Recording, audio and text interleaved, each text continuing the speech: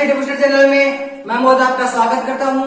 आज हम digestive system का जो 50वां पार्ट है वो पढ़ेंगे।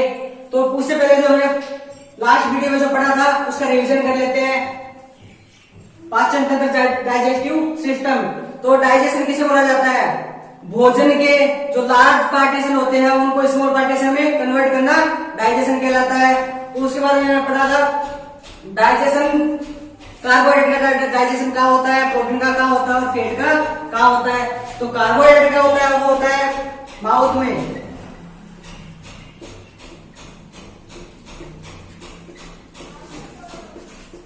शर्करा, इसका 70% पाचन हमारे माउथ में हो जाता है और जो 30% है वो हम आगे बढ़ेंगे। पाचन कहाँ होता है? जो प्रोटीन होता है, प्रोटीन का पाचन स्टमक में होता है, आमाशय में। और वो कौन कराता है प्रोटीन का पाचन? तो वो कराता है पेप्सिन। और पेप्सिन सक्रिय कब होता है? ये सक्रिय होता है जब HCl हार्मोन इसको एक्टिवेट करता है। जब ये सक्रिय होता है, HCl हार्मोन का जो मेन वर्क होता है वो पेप्सिन और रेनिन को एक्टिव करने का होता है। और ये जो पेप्सिन और ये रेनिन होते हैं ये अनएक्टिव फॉर्म में प्रोपेप्सिन और प्रोरेनिन, इनकी जो एक्टिव फॉर्म होती है वो होती है पेप्सिन और रेनिन, और अनएक्टिव जो फॉर्म होती है इनको होती है प्रोपेप्सिन और प्रोरेनिन।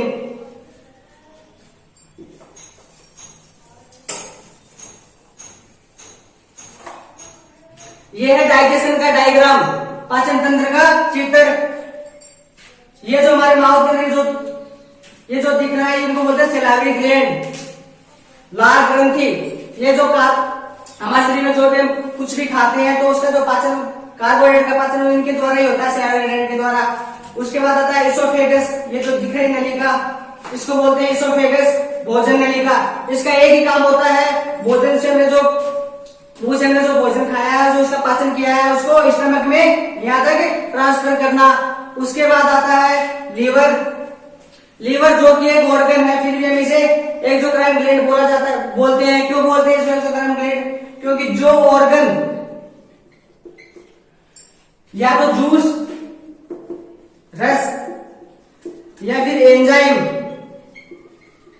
का स्त्रावन करते हैं तो वो ऑर्गन ग्लैंड कहलाते हैं। अब जो ये लीवर है ये बाइल जूस का स्त्रावन करता है, जो कि हम आगे बढ़ेंगे।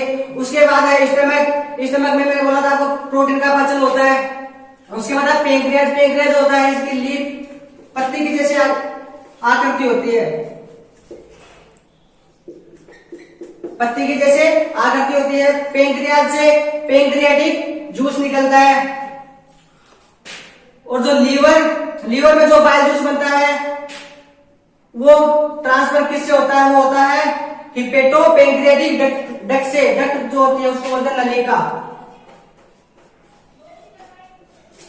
ये जो नलिका होती है, जो लीवर में बाइल जूस बना है उसका ट्रांसफर डेड्यूनम वाले पार्ट में करती है, छोटे हाथ वाले में करती है। उसके बाद जो पित्ताशय, जो एक्सेस बाइल जूस बना है, जो ज्यादा बाइल जूस बना है, मतलब 700 से 800 ml per day bile juice बनता है। मान लो 500 ml काम आ गया, जो शेष 300 ml बचा वो पित्ताशय में गॉल ब्लैडर में एकत्रित हो जाता है। उसके बाद आता है छोटे हाथ और बड़े हाथ। छोटे हाथ के 3 पार्ट होते हैं और बड़े हाथ के भी 3 पार्ट होते हैं, जो कि हम आगे बढ़ेंगे।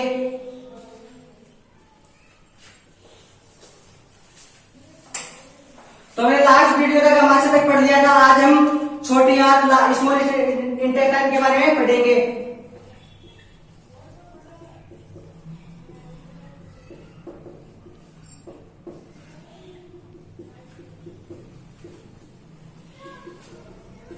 छोटे हाथ, तो छोटी हाथ होती है कि वो नाम से ही छोटी होती है। इसका जो साइज होता है वो होता है 1 इंच डायमीटर, जिसको व्यास बोला जाता है, वो इसका होता है 1 इंच। और इसकी जो लेंथ होती है, लंबाई होती है,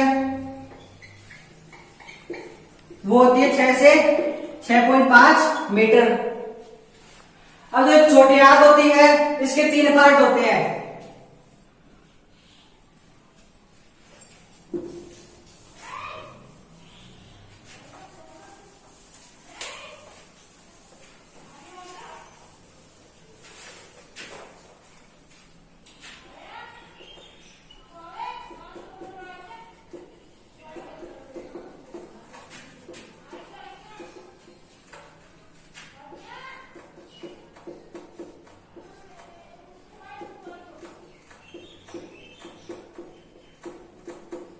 छोटी आंत के जो प्रकार होते हैं वो 3 होते हैं। एक नंबर पे आता है डेड्यूनम,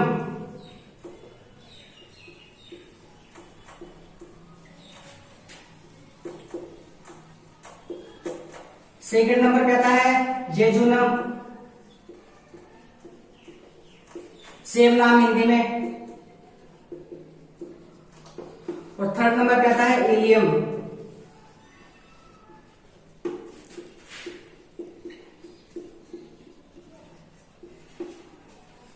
अब ये है हमारी छोटी आंत। इसका ये वाला जो पार्ट है उसको बोलते हैं डेड्यूनम, और ये वाला पार्ट है उसको बोलते हैं जेजुनम, और जो ये वाला पार्ट है इसको बोलते हैं इलियम। अब हम पढ़ेंगे इनका क्या क्या काम होता है। तो फर्स्ट नंबर पे है डेड्यूनम,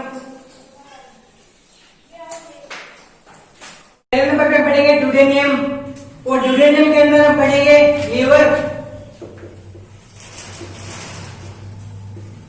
यकृत और पैंक्रियाज, अग्नाशय।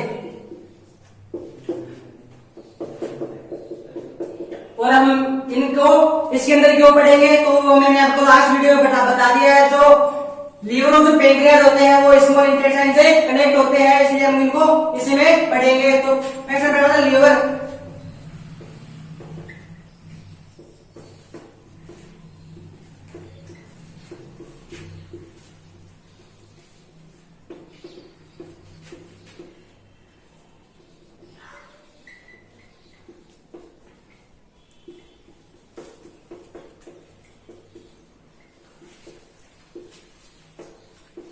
जो लीवर का अध्ययन किया जाता है उसको बोलते हैं हिपेटोलॉजी, और जो लीवर में सेल पाई जाती है हिपेटिक सेल।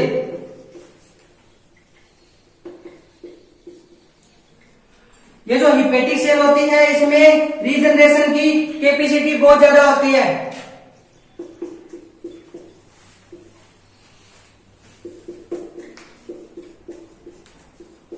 ये जो हिपेटिक सेल होते हैं इसमें रीजनरेशन की कैपेसिटी बहुत ज्यादा होती है, यानी कि अगर ये लीवर है, ये हमारा लीवर है, अगर इसको हम इतना किसी को डोनेट कर दें तो 1 महीने के अंदर पूरा बना लेगा। ये ह्यूमन बॉडी में केवल एक ही ऑर्गन में पाई जाती है हिपेटिक सेल, जो कि होता है लीवर।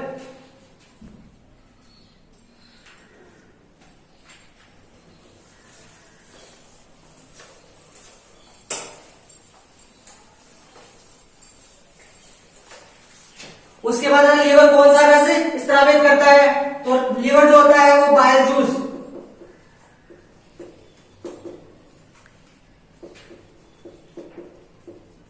पित्तरस। जो लीवर होता है वो बाइल जूस का स्रावण करता है, और जो बाइल जूस होता है इसका पीएच मान होता है 7.3 से 8.3 पीएच।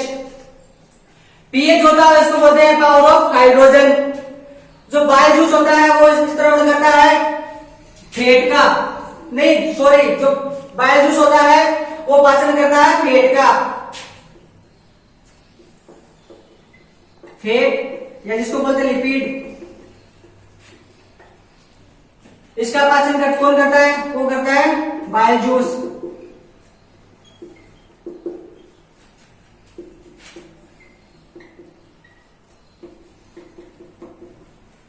फैटी एसिड, जो फैट होता है, जो लिपिड होता है, उसको फैटी एसिड में कन्वर्ट करता है, वो करता है बाइल जूस। फैट का मतलब जो होता है चिकनाई, जो भी हमने जो चीज खाई है चिकनाई, तो घी मक्खन बटर जो भी हमने खाया है तो उसका हमारे शरीर के अंदर बूंदों के रूप में जमा हो जाता है, तो उसका छोटी छोटी बूंदों में उसको कन्वर्ट कौन करता है, तो होता है वो बाइल जूस। तो पेट की जो बड़ी बड़ी बूंदें हैं उनको छोटी छोटी बूंदों में कन्वर्ट कर देता है बाइल जूस। उसके बाद जो एक्सेस बाइल जूस बनता है उसका स्टोरेज कहाँ होता है, उसका संग्रहण कहाँ होता है, जो बाइल जूस का जो बाइल जूस होता है अधिकतम बाइल जूस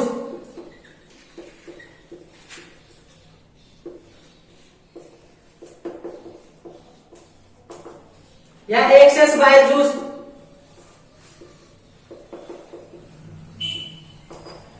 इसका जो स्टोरेज होता है वो होता है गॉल ब्लैडर में।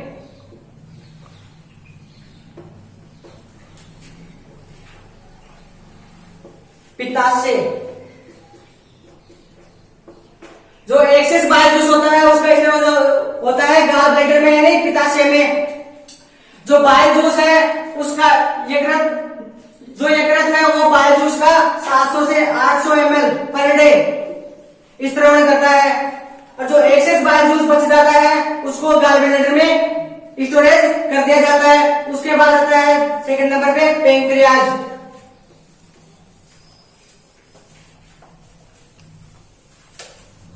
सेकंड नंबर पे पेंक्रियाज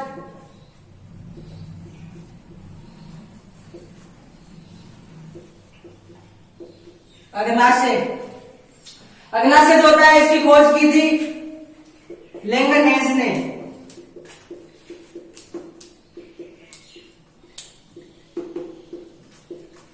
अग्नाशय की खोज की थी लैंगरहैंस ने। और जो पेंक्रियाज होता है, जो अग्नाशय होता है वो मिक्स्ड ग्लैंड कहलाता है।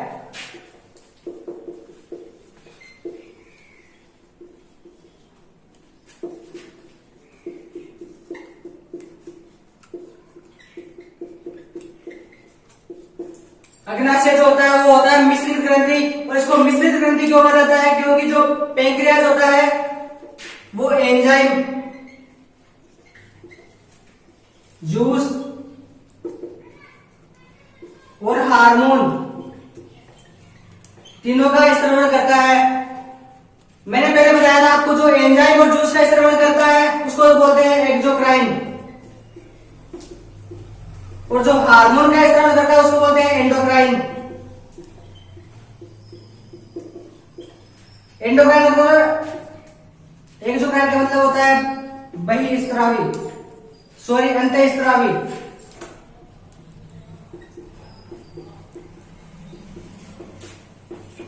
और जो एंडोक्राइन होता है उसको मतलब बहिःस्रावी।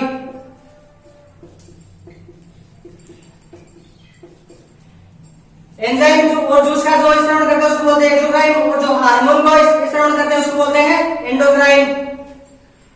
तो इसलिए इसको मिक्स्ड बोला जाता है क्योंकि तीनों का ही स्त्रवण करता है। तो जो पेंक्रियाज होता है इसमें 4 प्रकार की सेल पाई जाती है।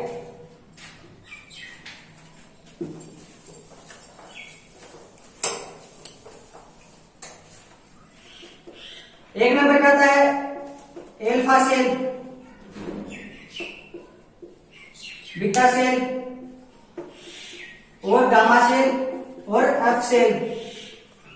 तो ये 3 सेलें होती हैं, इनको हम नहीं पढ़ेंगे, हम पढ़ेंगे केवल एफ सेल को, क्योंकि जो पाचन में सहायक होती है वो होती है एफ सेल। जो एफ सेल होती है ये पेंक्रियाटिक जूस अग्नाशय रस का स्त्रवण करती है।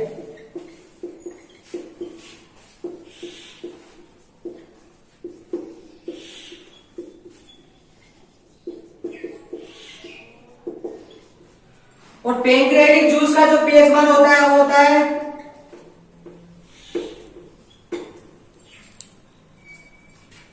7.5 से 8.5 pH। एल्फा बीटा गामा और एफ सेल ये होते हैं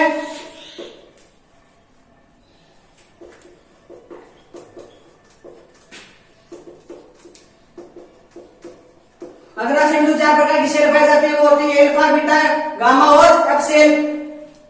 जो पाचन में सहायक होती है वो होती है एफ सेल। एफ सेल जो होती है वो अग्नाशय रस पेंक्रियाटिक जूस का स्त्रवण करते हैं। जूस का जो पीएच मान होता है वो होता है 7.45 से 8.5। और जो पेंक्रियाज की संरचना होती है वो लीफ पत्ते की जैसी होती है। ऐसी होती है अग्नाशय की स्ट्रक्चर।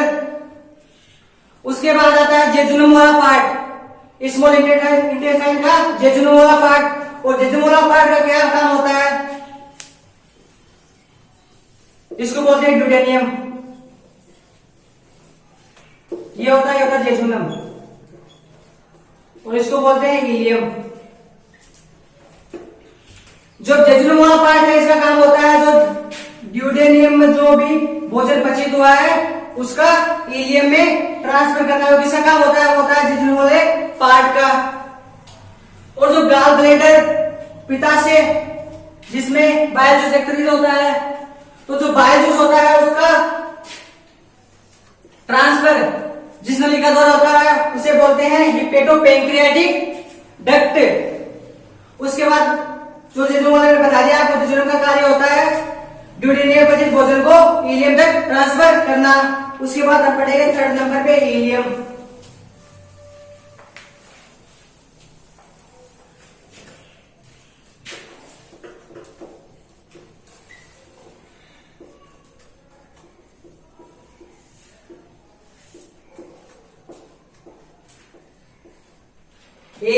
इलियम की स्ट्रक्चर ऐसी होती है,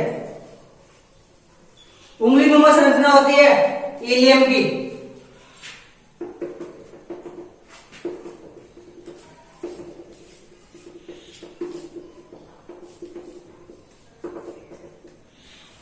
इलियम में जो ये होता है इसको बोलते हैं स्टोरेज फूड।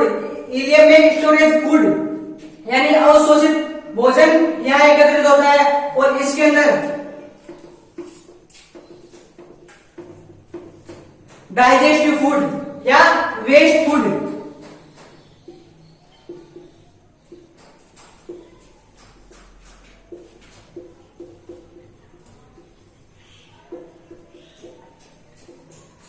जो भोजन का अवशोषण हुआ है उसको बोलते हैं स्टोरेज फूड।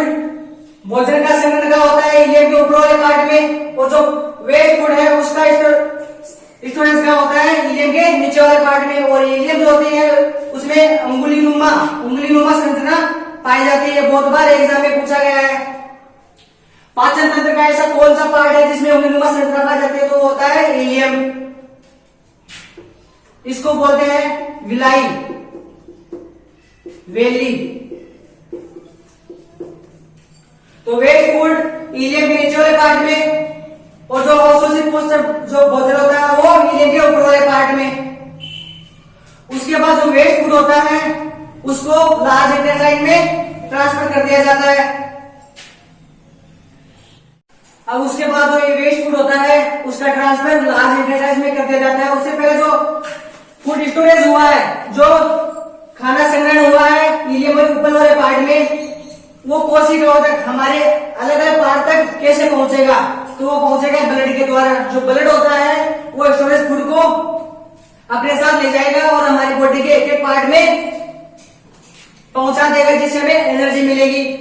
उसके बाद आता है लार्ज इंटेस्टाइन, जो कि हम अगली वीडियो में पढ़ेंगे। तो तब तक के लिए धन्यवाद।